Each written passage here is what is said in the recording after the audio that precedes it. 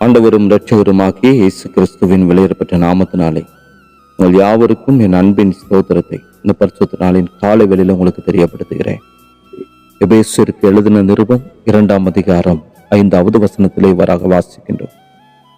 அக்கிரமங்களில் மரித்தவர்களாயிருந்த நம்மை கிறிஸ்துவுடனே கூட உயிர்ப்பித்தார், கிருபையினாலே ரட்சிக்கப்பட்டீர்கள் என்று சொல்லி நாம் இங்கே பார்க்கிறோம். கிறிஸ்துவுக்குள் அன்பான தேவனுடைய பிள்ளைகளை, இவ்வாறாக ஒரு சம்பவத்தை வாசிக்க நேரிட்டது. ஒரு மனிதன் தன்னுடைய வாழ்க்கையிலே பலவிதமான பண கஷ்டத்தின் நிமித்தமாக அநேகரிடம் கடன் வாங்கி கடைசியில் பெரிய ஒரு கடனாளியாக அவன் மாறினான்.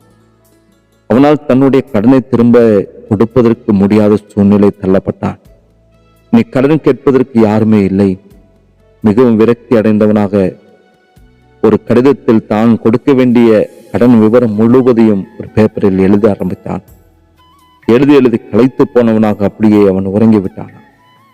அந்த வழியாக உளவு பார்க்கும்படியாக மாறு வேஷத்தில் கடந்து வந்ததான அந்த நாட்டை ஆட்சி செய்ததான அரசன் அவனது கடன் பட்டியலை பார்த்துவிட்டு, உனது கடன் முழுவதுமாய் நான் தீர்த்தாயிட்டு, நீ மகிழ்ச்சியோடு இரு என்று சொல்லி ஒரு பேப்பரில் எழுதி வைத்துவிட்டு அவருக்கு போய்விட்டார். அவனது கடன் பட்டியலையும் எடுத்து சென்று அவர் போய்விட்டார். மறுநாள் காலையில் அவர் கண் விழித்த பொழுது அவனுடைய வாழ்க்கையில் அவன் எதையுமே நம்ப முடியவில்லை.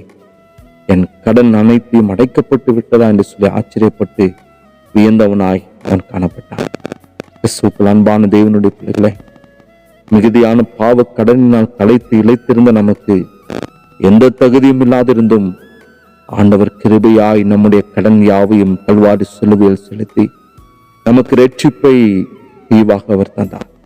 முற்றிலுமாய் அவருடைய கிருபையினால் நாம் விசுவாசத்தை கொண்டு ரட்சிக்கப்பட்டோம்.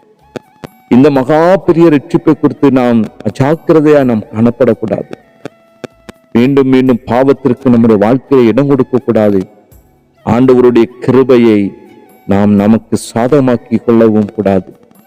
தேவனுக்கு எதிராக காரியங்களை செய்த நமக்கு தேவன் கிறிஸ்துவுடன் ஒரு புதிய வாழ்க்கையை கர்த்தர் நமக்கு தந்திருக்கிறார்.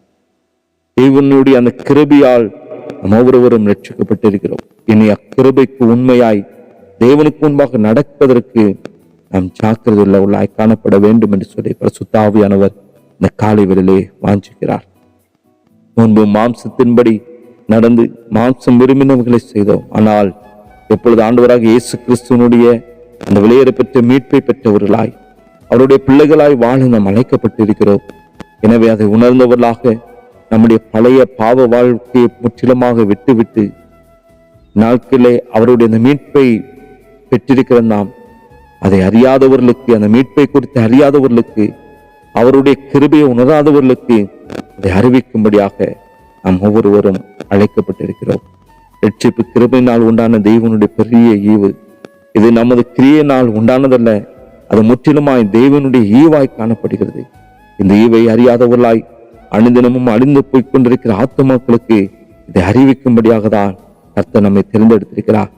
எனவே கிறிஸ்துவுக்குள் அன்பான தேவனுடைய பிள்ளைகளை, கிருபையினால் ரட்சிப்பை பெற்றுக்கொண்ட நம்மிடம்தான் அந்த பொறுப்பு கொடுக்கப்பட்டிருக்கிறது.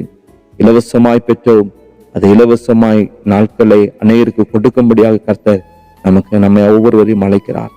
ஆத்துமாக்களை ஆதரவு செய்யாமல் வெட்கத்தோட வெறுங்கையனாய் ஆண்டவருடைய திரு பாதத்திலே நிற்காமல் இருக்கும்படியாய் நாட்களை இன்றைய நாம் அநேக ஆத்துமாக்களுக்கு இந்த ரட்சிப்பை குறித்து சொல்லும்படியாய், கர்த்தருடைய அன்பை குறித்து சொல்லும்படியாக கர்த்தர் நம்மை தேர்ந்தெடுத்திருக்கிறார். அதை அறிந்தவர்களாக உணர்ந்தவர்களாக நாட்களை கர்த்தருக்கு எழும்பி பிரகாசிப்போம்.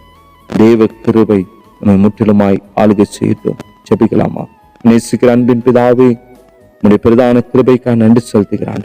இந்த கிருபையின் ஆசீர்வாதத்தை நாங்கள் பெற்றுக்கொண்டது போலப்பா, மரியாதை அநேக ஜனங்களுக்கு இந்த கிருபையை நாங்கள் சொல்லுகிறவர்களாக, அந்த கிருபையை நாங்கள் காண்பிக்கிறவர்களாக தகப்பனே, அநேகர் இந்த கிருபையையும் நன்றை கூட்டி சேர்க்கிறவர்களாக தகப்பனே யாவரையும் நீங்க மாற்றும்படியா நாங்கள் ஜெபிக்கிறோம்.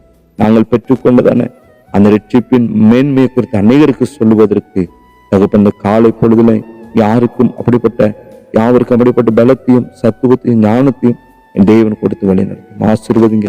இயேசுவின் நாமத்தில் ஜெபிக்கிற நல்ல பிதாவே. ஆமென். ஆமென்.